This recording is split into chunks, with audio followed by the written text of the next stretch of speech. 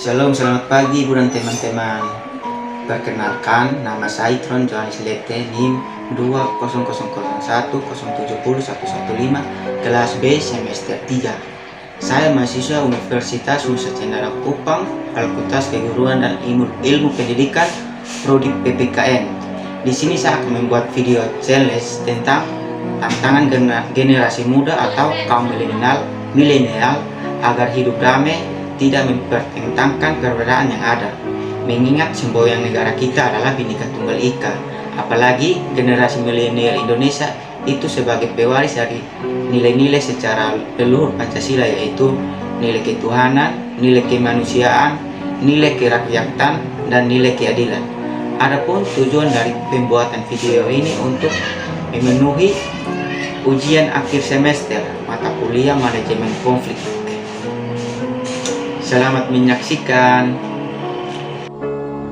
Generasi muda merupakan generasi yang memiliki kemampuan, semangat tinggi, dan memiliki wawasan yang lebih luas untuk mengembangkan dan memajukan negara. Bahkan untuk mencapai sebuah revolusi dari suatu bangsa biasanya didobrak oleh generasi muda. Generasi milenial adalah kelompok demografi setelah generasi ke-10. Tidak ada batas waktu yang pasti untuk awal dari kelompok ini. Sebagai generasi penerus bangsa yang akan menjadi akar bangsa Indonesia di masa mendatang harus dapat mewujudkan cita-cita dan tujuan nasional dengan memiliki 3 modal dasar yang membuat ia mampu disebut sebagai agen perubahan dan agen pengawas sosial, yaitu kekuatan moralnya dalam berjuang, karena pada intinya apa yang dibuat adalah semata-mata berlandaskan pada gerakan moral yang menjadi idealismenya dalam berjuang. Pemuda merupakan suatu potensi bagi negara sebagai armada dalam kemajuan bangsa. Peran pemuda sangatlah penting dalam mengisi pembangunan dan mempertahankan kemerdekaan bangsa. Saat era globalisasi seperti sekarang, peran mahasiswa sangatlah berpengaruh terhadap bangsa, baik dalam lingkungan pengetahuan dan etika. Para mahasiswa akan merubah status suatu bangsa, karena mahasiswa merupakan sosok insan akademis yang sedang menjalankan aktivitas pendidikan yang terbilang tingkatnya yang paling tinggi. Jika moral mahasiswa buruk, maka nama bangsa juga akan ikut tercemar. Jika cara berpikir mahasiswa ke arah yang positif, maka Indonesia akan lebih mudah untuk menemukan penemuan-penemuan baru yang akan mencuitkan nama Indonesia di belahan dunia. Maka mahasiswa harus bisa membawa NKRI ke dalam perubahan yang lebih baik.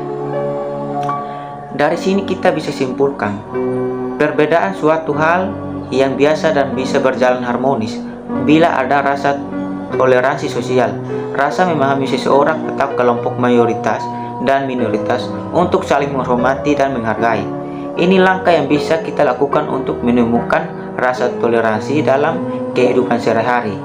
Yang pertama, berteman dengan semua orang di usia produktif, mencari masa di mana mencari teman sebanyak-banyaknya. Di momen ini pula kita akan bertemu orang dengan latar belakang yang berbeda. Tapi keragaman bukan mencari masalah kalau kita tulus dan komitmen untuk menghargai pendapat mereka.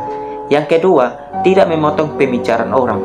Sadar atau tidak, orang Indonesia itu senang untuk berdialog dan berdiskusi, apalagi mengutarakan pendapat.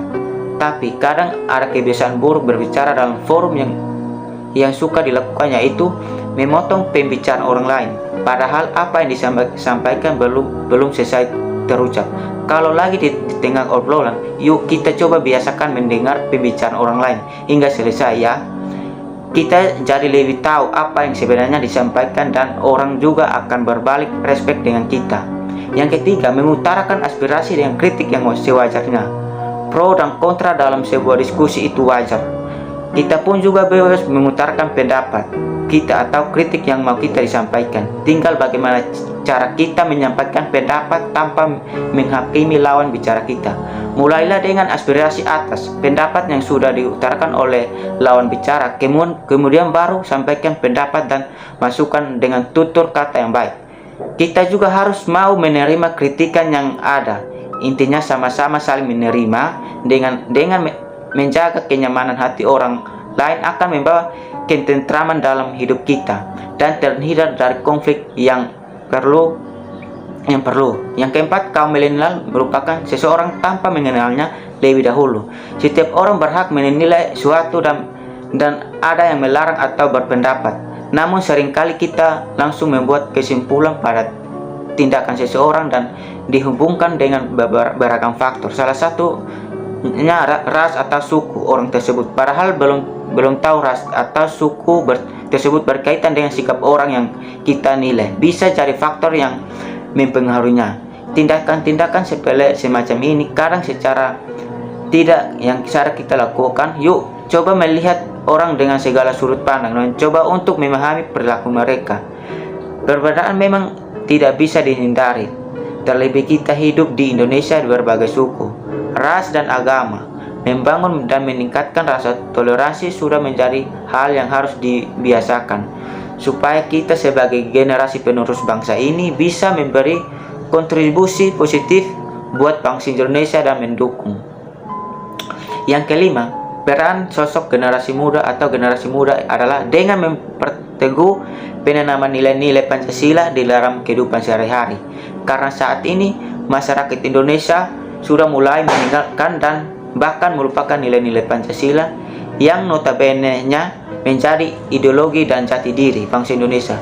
Oleh karena itu, para generasi muda sekarang harus dapat bersatu dan damai walaupun berbeda agama, suku dan budaya.